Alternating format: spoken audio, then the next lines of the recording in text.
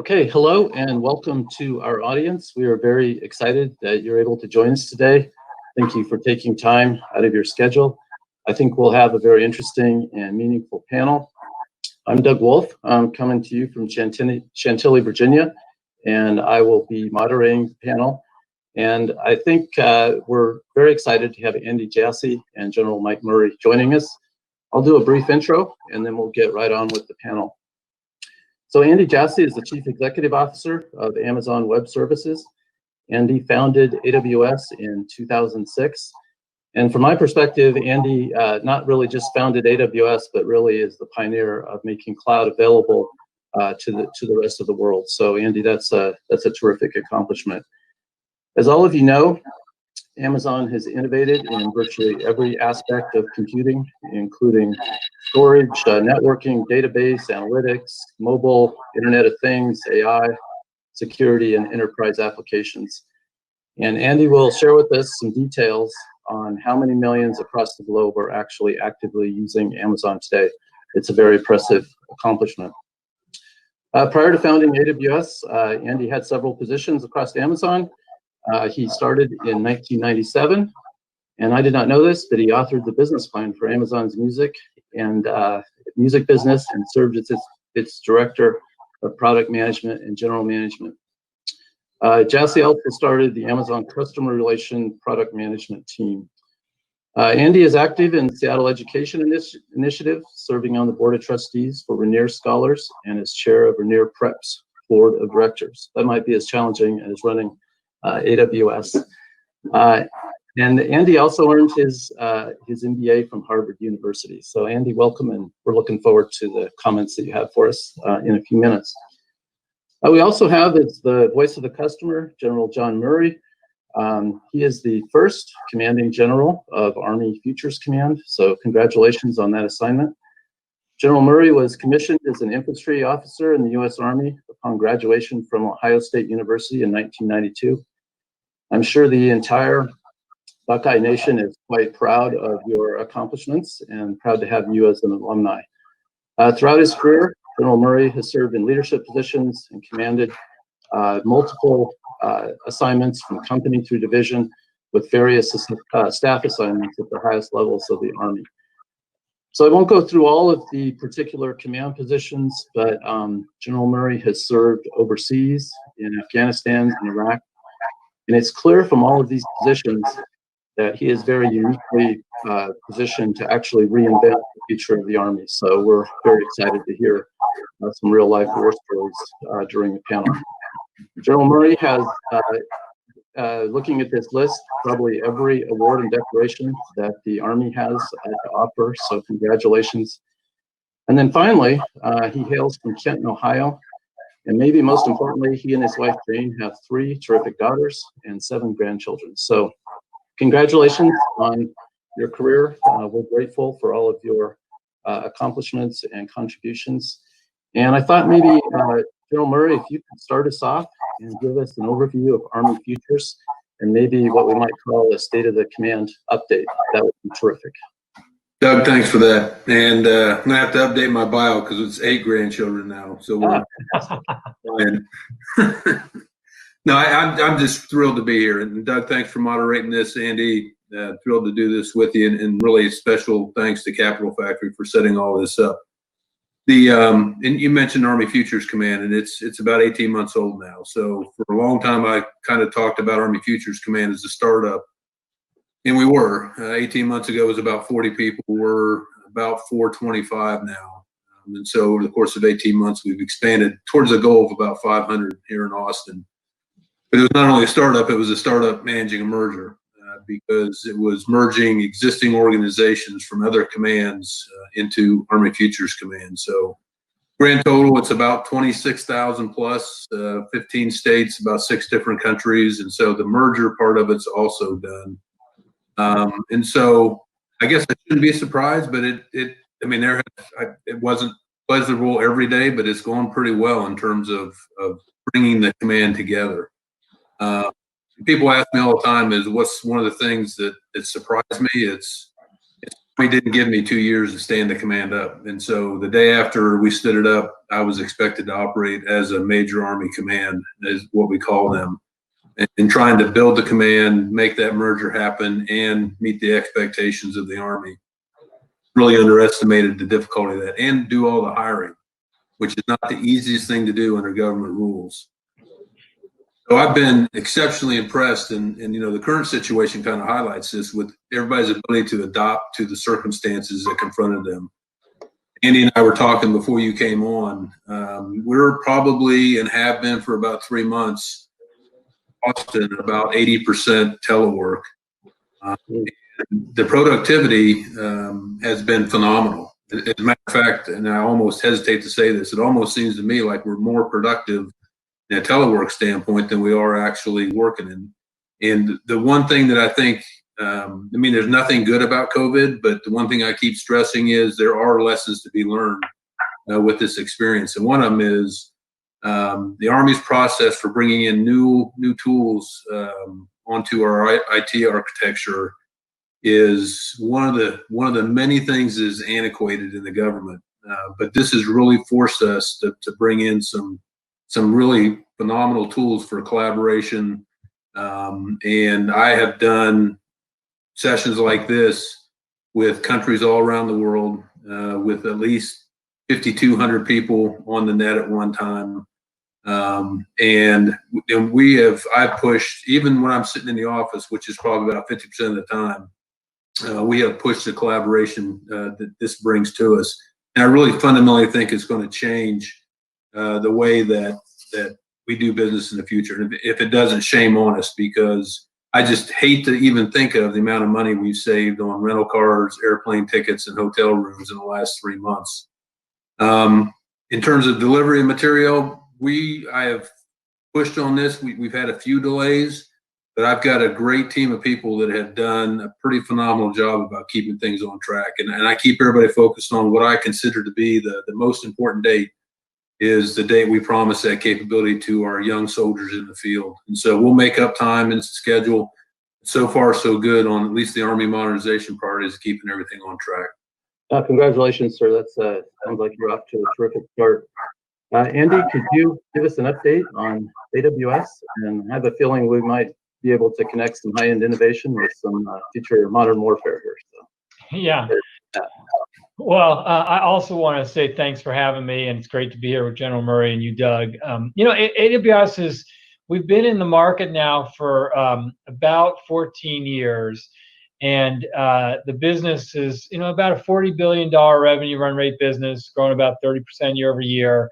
We have millions of active customers. We consider an active customer a non-Amazon entity that's used our platform in the last 30 days, and it's a very broad and diverse customer base. In the early days, maybe the first 6 to 8 years of AWS, you saw virtually every major technology startup use AWS in the cloud to build their business from scratch. And so these are companies like Airbnb and Pinterest and Slack and Robinhood and Peloton and Grail. And what's happened the last 6 to 7 years is that the enterprise and public sector have really dramatically adopted the cloud and AWS. And you really see it in every imaginable segment. In the commercial space, in financial services, it's companies like Capital One and Barclays and Goldman Sachs and the Commonwealth Bank of Australia, and healthcare and life sciences, Johnson & Johnson and Merck and Pfizer and Bristol Myers Squibb, and manufacturing, GE and Siemens and Philips. And in media, Netflix, despite the fact that they compete very aggressively with Amazon's consumer Prime Video business, runs everything on AWS. And you see the same type of thing with Disney Plus and Hulu and HBO Max. And so it's just in every imaginable vertical business segment now, they're using AWS in the cloud in a meaningful way. And we also see it in the public sector, where we have 7,000 government agencies worldwide using AWS, and 11,000 academic institutions and 29,000 nonprofits. So very broad and diverse customer base. I think that if you look at the footprint that AWS has around the world, and we think about our infrastructure constructs as a region, as a place in the world where we have multiple data centers, what we call availability zones. And so we have them really all over the world. We have about 23 today, with another 4 or 5 that we've announced, and then lots of data centers within those constructs, and in a very broad and diverse set of services, where we have about 200 different infrastructure services that our customers can mix and match and use in whatever combination that they want, so that they're able to build much more cost effectively and much more quickly. So the business is continuing to grow fast, but I would argue, for whatever it's worth, that despite the way the business is growing, we're still in the early stages of the meat of enterprise and public sector adoption, and that's in the U.S. I'd say outside the U.S., they're 12 to 36 months behind, depending on the industry or the country. So it's still relatively early days in what is a titanic shift. Yeah. Very interesting. Andy, General Murray alluded to this a little bit, but maybe you could say a few words about how the COVID pandemic has impacted your business, and areas where maybe you've seen some growth and areas where the challenges have persisted. Well, it's we were talking about this beforehand, General Murray and I. It's just an unprecedented time. I think we're all kind of trying to find the best way that we can be productive and helpful. And yeah, I think if you look at Amazon's 2 major businesses and segments, and in our consumer segment and the retail side, it's just so unusual to be in a situation for several months where all the physical stores are effectively shut down. And so the challenge around making sure that consumers have food and PPE and all the items that they need it's staggering. I mean, we had a very busy, large group of people that were doing this at scale before COVID. And then, you look at the change in demand because everything else is closed. It's been very challenging, and the team has really worked around the clock to do so. And, I think on the AWS side, we're trying to do everything we can to allow organizations and companies and governments to be able to function while everybody had to move to working from home and operating from home overnight. And, I think that you see some companies and industries that have really seen a surge because of COVID. If you think about gaming, I don't know if, for those who have kids, I have a 16-year-old son who plays Fortnite till 1 a.m. every day. They see a huge surge because so many more people are home, and same with Sony PlayStation. Or if you think about entertainment, Netflix or Prime Video or Disney Plus or Hulu, lots of people watching a lot more video conferencing. If you look at things like Zoom and Chime and things of that sort, or e-learning with Canvas and Blackboard. I mean, those are all big AWS customers who have seen substantial surges. But, I think that it's balanced by a lot of industries that are struggling, understandably, because of what's happening. I think travel has been hit hard, and hospitality and auto and oil and gas, and, obviously physical retail. And so, you see some kind of companies and organizations at the extreme surging end, and then at the extreme contracting end. And then I think everybody in between is, they're just not growing the way they normally do. I mean, you have a lot of companies who are contracting at this point, just given consumption, and others who just aren't growing at the pace that they were growing at before. So it's very challenging, difficult time. I would say those companies and organizations that were set up from the get-go before COVID on the cloud have fared much better. And they've fared much better because it was much easier for them to scale at home, given the elasticity required of both kind of the capacity and the labor, but also because as you had a few months where you look at the GDP having diminished the way it has, one of the really appealing parts of the cloud is that you only need to provision what you need. And if it turns out you need more, you can seamlessly scale up. But if it turns out that you don't need as much because there's a peak or there's some kind of unusual discontinuous event like a pandemic, you can give back that capacity and stop paying for it, which most every company and organization in the world is looking to find ways to try and save money during the pandemic. So I think those that were using the cloud have been significantly advantaged. I think there's, as General Murray was saying, there are so many ways that I think work has changed during this last 3 months and will likely long term. I mean, I think that we all had used video conferencing to varying degrees before the pandemic hit, but none of us had to use it as extensively as we have. And we thought that it wouldn't be as productive as being in person. And, there are certain things you can't do as well virtually as you can do in person, including, I think, innovating is harder just because it's, I find innovation is often sloppy and has lots of dead ends that you go down and lots of debate and lots of rigor. And virtually people, are a little hesitant to interrupt each other because the sound gets canceled out. And so you have to, as a leader, you have to think about how to facilitate innovation a little bit differently. But by and large, the productivity has been much, much better than we ever imagined. And even just from an engineering standpoint, we've been at least as productive as we are when we're in the office. So I think it's changed how we're thinking about how often people come into the office versus how much they're going to work from home. It's changed who we think about hiring and where. We had really a thought process that we wanted to have these critical masses of people in different cities for their own career development and the ability to work with teams. But we've had so much success working remotely that I think we're much more willing to hire people in, a couple people in individual areas if they're willing to work during the hours they need to collaborate with the rest of the team, just because we've had that success during the pandemic. And, I think also you're going to see lots of organizations and functions within organizations really reconsider whether they have to come into the office and use corporate real estate. I think call centers are a good example of that, where if you've watched what happened the last 3 months, you've had thousands and thousands of customer support agents who've been able to use our call center service, which we call Connect, from home, along with a virtual desktop and then video conferencing, and they're very effective. And so I think you might see a different group of people coming into the office every day than was the case before. General Murray, do you have any additional thoughts on the future of warfighting and how do you conduct overseas operations in the face of a pandemic? Well, our chief is General McConville, and he said all along you can't fight a war remotely. So so there's a portion of the military writ large, just not the Army, that you got to get back to business. And I really equate this, and you mentioned this up front, Doug, my time overseas.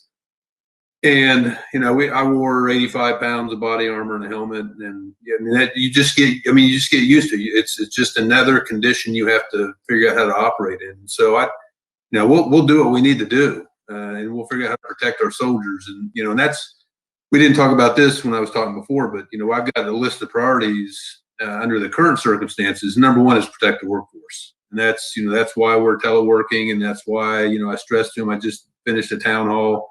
And that's one of the things that I have found working remotely is one of the things you really got to focus on is keeping the workforce connected to the work and really the mission you're trying to accomplish. And it's a different leadership skill. I think Andy said this. And so, some of my directors have adopted to it better than others, but you really have to lead in a different way. And you have to keep your people connected to the mission, to being part of the team, all the things we focus on, and it takes effort to do that. And so right to your question is, and tagging on to something Andy was talking about as well is, it's when you think about U.S. Army, you really don't think about the most innovative organization in the world. And that's part of my mission and part of my job that I was given is to drag the Army, in many cases kicking and screaming, into the world Andy lives in. And so you think about things like cloud and artificial intelligence, and we stood up an artificial intelligence task force as part of Army Futures Command. We just got our first cohort of master's degree students up to CMU. So we've started the pipeline for the education piece. Each one of our weapon systems has a thing called a master gunner that is the expert on the system. So I now have digital master gunner courses set up where we're going to launch here this fall a software factory, for lack of a better term, here in Austin. We're going to stand it up, and so you've got people to create the environment, people to maintain the environment, and then we're going to create the people who are going to operate in that environment. cloud-based. We down here in Austin have a developmental environment that we built from scratch. And I think we're the only ones in the Army that have a cloud-based, that we're migrating data and building, migrating applications and building cloud-native applications in right now. And I won't mention who the cloud service is. Matter of fact, it may be AWS, but I can't even remember. But then we got to think through, how we do that forward too. And you mentioned, how you fight. And so how do you do that without the backbone that you have here in the United States or in a fixed facility? How do you do that in a mobile way? How do you do that when you're going to be bandwidth constricted from, that from the start? And how do you do that when everybody that opposes you is going to be trying to take that capability away from you?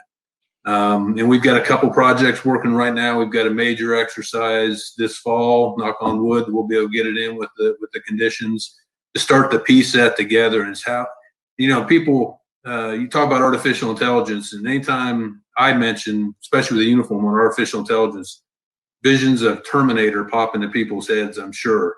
And we've got so many needs for the things that Andy was talking about. Just simple things like predictive maintenance, like the rest of the commercial industry is doing right now. We don't do very well, and we're trying to move in that area. And how do you, and really I think that the big change that artificial intelligence can help the United States military in is a human assist, not a human replacement. So how do you help commanders make better decisions faster, I think is the area that we can expand upon and probably be the greatest benefit to us in the future. Yeah, that sounds terrific, and thanks for bringing up AI. Andy, could you expand a little bit on where you see the AI initiatives going at AWS and maybe how you can connect into the General's warfighting mission? Well, I think that if you fast forward 10 years or so, I think virtually every workload is going to be infused in some way with machine learning and AI. And I also agree with what General Murray said, that it's not going to be mostly a replacement for people. It's going to assist people in making better decisions and spending their time on value-added activities. And we think about machine learning. We have a very large investment in machine learning and AI across AWS. And we think about those areas as having kind of three macro layers of the stack. At the bottom layer is for the expert machine learning practitioners, those who really know how to build and train models and tune them. And they're comfortable working at the framework level. And, they're in the scheme of things, there aren't that many people in the world today who are expert machine learning practitioners. And so while the ones who are really good at it can use really any of the frameworks, whether it's TensorFlow or MXNet or PyTorch on top of AWS in a very scalable way, if you really want machine learning and AI to be as expansive as we all believe it will and should be, you have to find a way to make it much more accessible and easier to use for everyday developers and data scientists. And that's that middle layer of the stack we think about, where we've built this service called SageMaker, which really is a C-level change in the ease with which everyday developers and scientists can build models, train those models, tune those models, and deploy them into production. And it's kind of amazing just in the last couple of years how many thousands of companies and organizations are standardizing on top of SageMaker just to make it so much easier to start using machine learning and AI. And then at that top layer of the stack is often for organizations who say, I don't want to build the models myself. I want to send the data to you via application programming interfaces or APIs and use your trained models that you've trained in a lot of data and then get the answers back effectively through those APIs. And so those are things like, here's an object, tell me what's in it. Here's a video, tell me what's in it. Translate text to speech, take this audio and transcribe it to text, take this transcribed text, translate it to lots of languages, take this transcribed, translated text and tell me what's in it through natural language processing. Help me do automatic speech recognition, help me do personalization or forecasting or search much more easily or developer code reviews. And there's an endless number of these capabilities at that top layer of the stack that we have all of the ones I mentioned, plus a lot more and others coming. So we have a very broad, expansive investment there. And there are so many ways that you see organizations leveraging AI today to change their organizations. If you look at Intuit, Intuit has, they have products that help small businesses and consumers save money around tax time. Of course, tax season is right around the corner, given the later timing of it. And they use SageMaker to build models that automatically predict what types of savings consumers should expect. And on average, they're saving customers about $4,300 a year using those machine learning models. Or if you look at Cerner, who's another big AWS customer, Cerner has been using machine learning to build models to predict when people are going to have some onset of congestive heart failure. And they've been able to build these models that now allow you to predict it up to 15 months before you see any clinical manifestation of it. Or you can see there's companies like Moderna, who they're companies that create vaccines, and they built a digital manufacturing capability on top of AWS, where they use compute and storage and data warehousing and machine learning to kind of try to help speed up the process of building vaccines. And for the vaccine that they're developing now for COVID, they were able to develop it using AWS in the cloud in 43 days, when it typically takes them 20 months. Those are gigantic improvements in what you can do by finding a way to leverage machine learning and AI. And I think it'll be no different with what happens in our armed forces. I mean, I think being able to have intelligence in the field, being able to have it assist you in fighting and defending. I think one of the fronts of future warfare is cyber warfare, where there's going to be a lot of this type of technology used, both in people trying to attack us and us being able to defend and drive intelligence. And so I think that you're going to find it very pervasively used, not just in commercial, but in government and armed forces usage as well. Yeah, thanks, Andy. Those are terrific examples, and I'm sure we all are eager to save money on taxes and find a vaccine at warp speed. So, General Murray, we've heard a little bit about digital soldier or soldier-centered design, and you alluded to earlier about carrying 75 pounds out in the field. And how do you envision connecting up the cloud or the power of the IT, putting that forward, getting it on the infantryman that needs the information, but not having to drag an IT professional or your help desk behind you in real time? And what are your thoughts on that direction?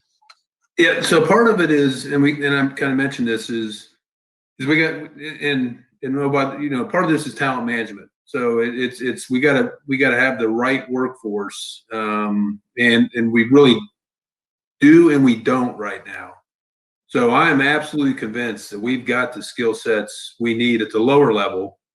I mean, not the data scientists, data engineers, but the kids that have grown up doing this in terms of coding and the ability to really work with Python and other applications and really write code. I mean, they're out there. The digital master gunner course I mentioned, I mean, we went out to one installation with no advertisement, just word of mouth, and we were looking for 30 kids, and we had 50 plus within a week that have the background to do this, that are interested in doing it. So one is building the skill set, and then I'm really worried more about retaining that once we have them trained, because people like Andy will rip them off as soon as I get them trained with a lot more money than I can provide them. So we're focused on, how do we retain that skill set once we provide them the training and the educational background to really formalize what they had to begin with. So that's a part of it, is getting these kids in the field to seed it. And then I mentioned this also is how do you do this in a remote environment? And so I think, unlike a lot of places, is we're going to be in the cloud, but we're always going to have some on-prem computing. I just don't think we can ever, at least for the foreseeable future, we're going to have to always have some on-prem capability, just because we're going to be disconnected at times. We're going to be limited on bandwidth. And then the tools, as the tools get built, it's really making the Army comfortable with this, because in my opinion, and what I've learned in a year and a half, is a lot of this involves trust. And I go back to an example. I mean, I had somebody write a very basic algorithm for me that we have these things called J books we have turned into Congress, explain where we spend every dollar. At the end of preparing them, we're probably about 6 or 7 feet tall. So, somebody goes, simple question, how much should we spend on batteries? Several months, obviously, to go through it, and they came up with a number. A young man wrote an algorithm for me, some natural language processing. And it took about 30 minutes to go through that same 6-foot stack of paperwork, and he came up with a number.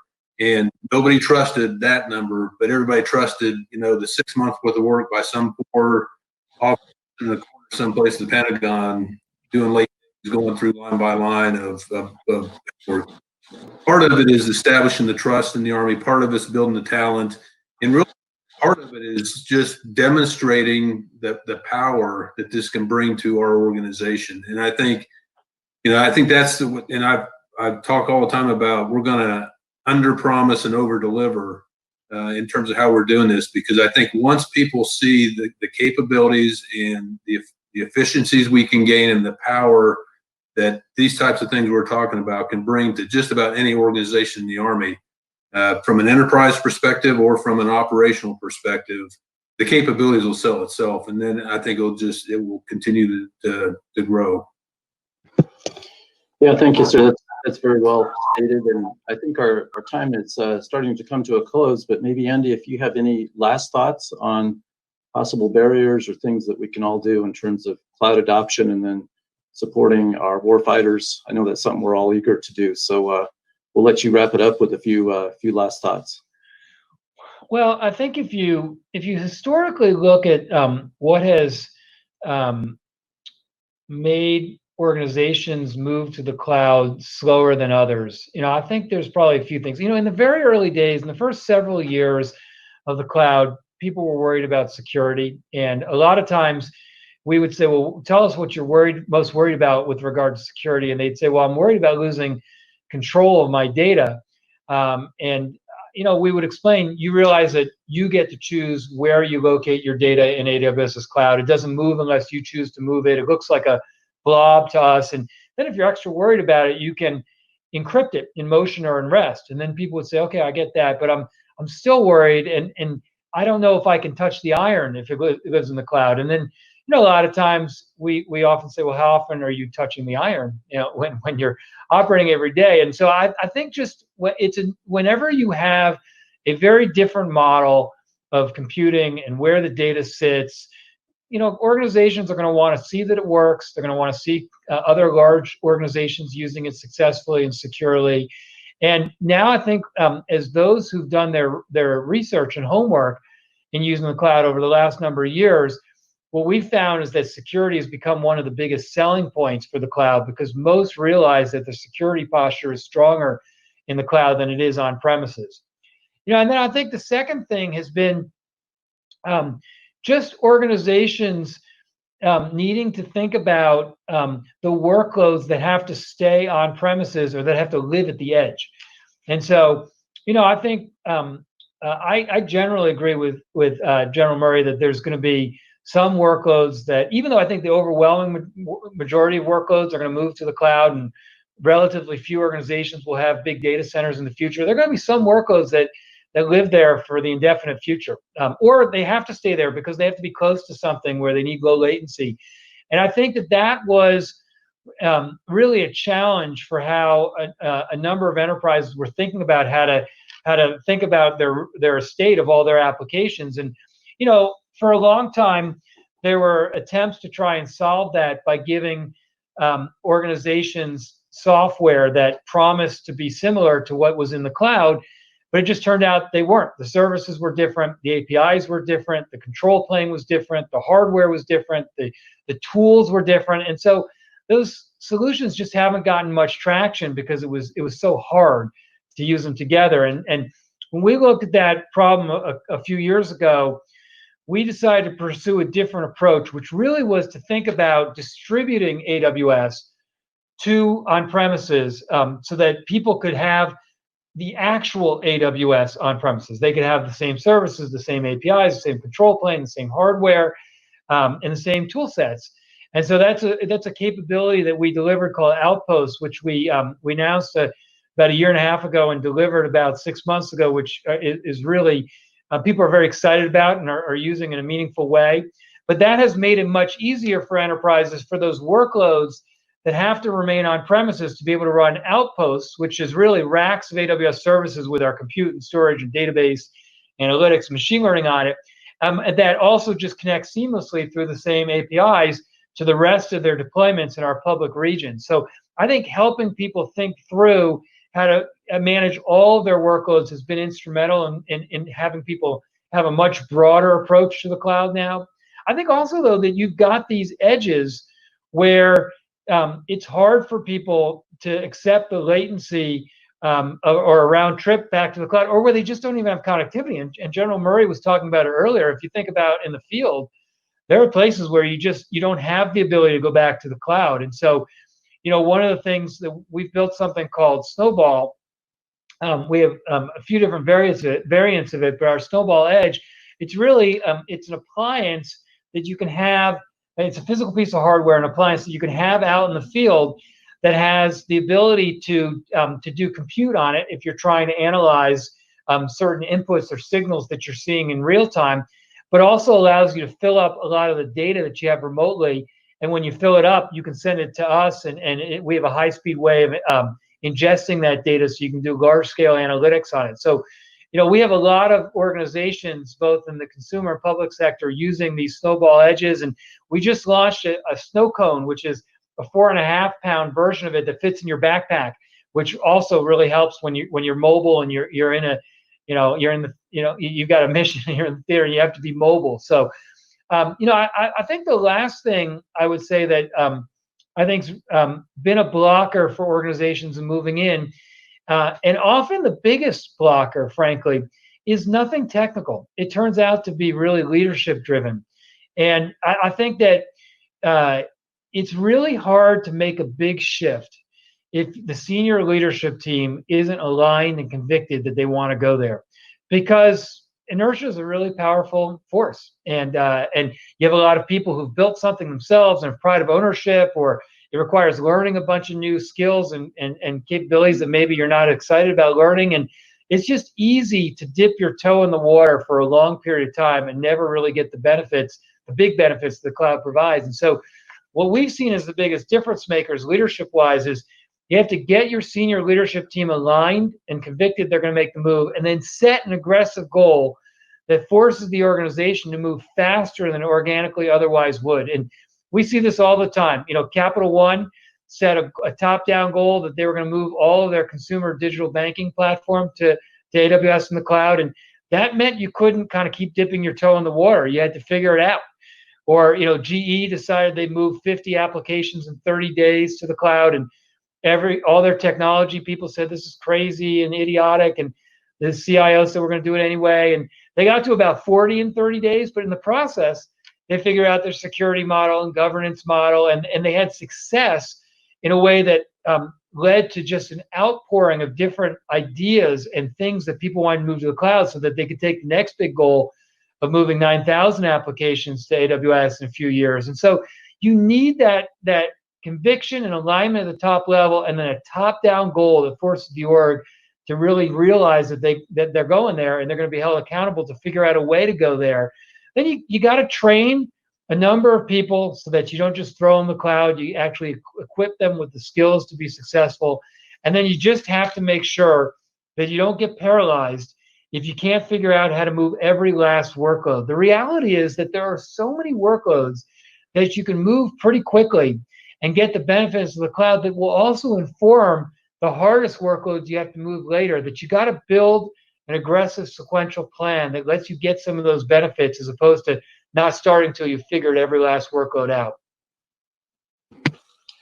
Well, thank you, Andy. I want to wrap up the panel today. And Andy, thank you, and Teresa, for your commitment to public sector and for supporting the missions in the U.S. government and others places around the world. And General Murray, thank you to you and your team. And we wish you much success in terms of innovating and keeping us all a step ahead of our adversaries. So thank you, and we look forward to seeing you down the road. Okay, thanks, Doug. Thanks, Andy. Thank you.